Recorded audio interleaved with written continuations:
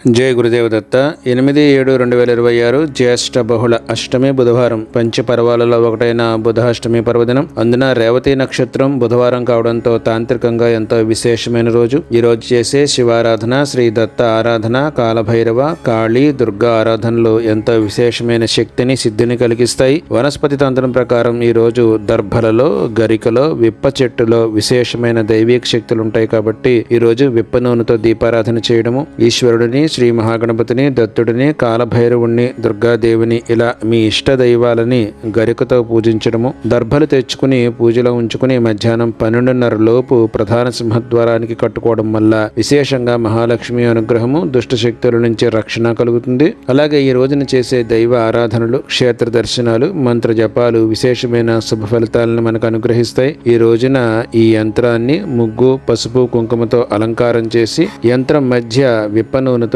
దీపారాధన చేయడం వల్ల విశేషంగా ఉద్యోగ, వ్యాపార అభివృద్ధి, సుఖ సంతోషాలు, అనారోగ్య గండాల నుంచి రక్షణ కలుగుతాయి. జై గురుదేవదత్త.